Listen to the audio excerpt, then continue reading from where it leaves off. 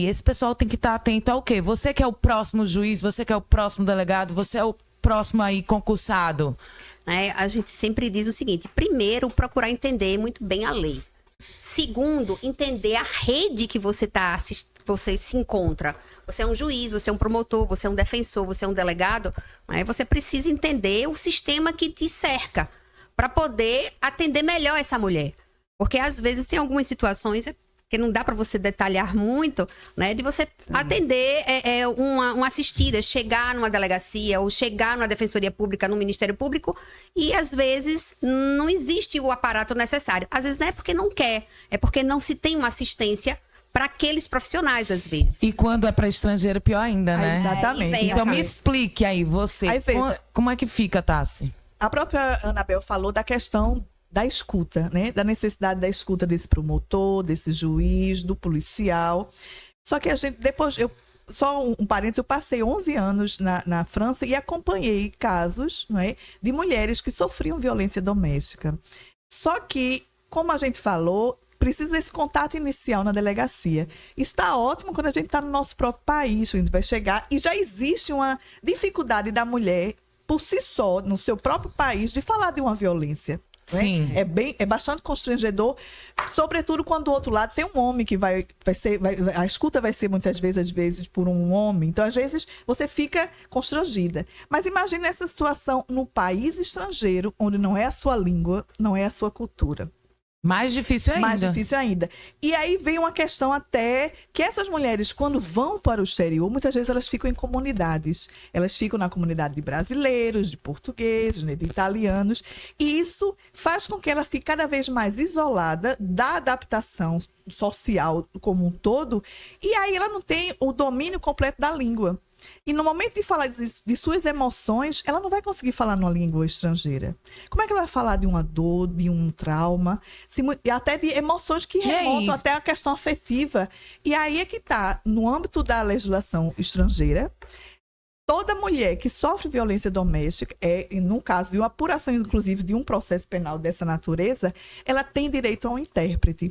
E essa assistência não só do jurídico, do advogado, mas de um intérprete que vai ser o mediador linguístico do que ela fala para a cultura daquele juiz que está escutando essa mulher. Para que aquele juiz entenda exatamente o que ela gostaria de passar. Você já passou por algum, já que você é tradutora francês? Sim, já passei. Olha, eu trabalhei no tribunal francês e muitos casos, em diversas situações, eu era chamada não só na justiça, como também na delegacia de polícia, para acolher a mulher portuguesa, não é, que estava sofrendo violência doméstica, e eu tinha que ser ali aquele elo.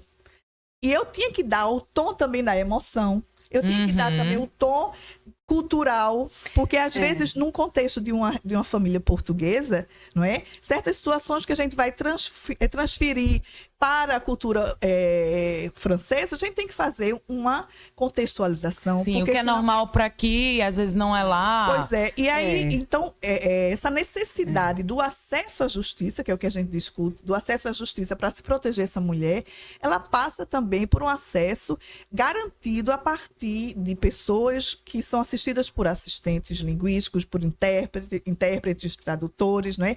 Então, eu vi a situação e a importância do intérprete.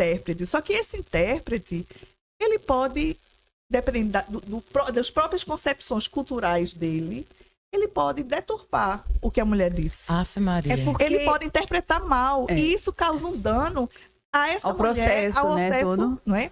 Porque na cultura, gente, só complementando o que a Tassi está falando, na cultura você leva em consideração, não é só a narrativa.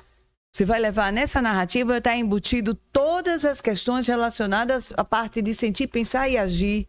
Então, quando você expõe o seu sentimento, não é, Tassi? Imagina. Em que língua eu vou mostrar? Agora, quem vai escutar também. Também, exatamente. Não é? O sentimento. Você deu hoje um exemplo muito interessante do filme. Sim. Como é o nome do filme? O filme Anatomia de uma Queda. Eu acho que a maioria assistiu. Vou assistir hoje. Suposta, digamos, a suspeita, o ré, ela era de nacionalidade estrangeira e o processo ocorreu na França. E ela falava o francês, Então, ela começou falando, explicando, mas chega um momento onde a emoção, né, transborda, chega, aflora, que ela não conseguia falar na língua francesa, porque ela não tinha um vocabulário Sim. daquela emoção que ela estava tendo. E ela tinha um tradutor? E ela não tinha um tradutor. Então, isso já foi uma violação do direito dela. Sim. E aí, uma questão que a gente sempre diz, que quando a gente está no exterior, eu acredito que você passou também por isso, quando a gente tem uma raiva, a gente fala na nossa língua materna. É verdade, super. A gente fala... Meu filho morava comigo, quando ele me fazia raiva, eu não conseguia brigar com ele em francês. Né? Passei uma vez ou outra, briguei em francês, eu digo, olha, como é que eu tô agora... Porque vem a emoção, né? Então, a gente pode utilizar também como exemplo as mulheres que integram comunidades indígenas aqui no Brasil, por exemplo. Eu fiz um trabalho no Mato Grosso do Sul, tem uma região onde tem comunidades indígenas, e durante a pandemia essas mulheres sofreram muita violência doméstica, e elas não puderam ir na delegacia, porque não falavam o português, falavam guarani.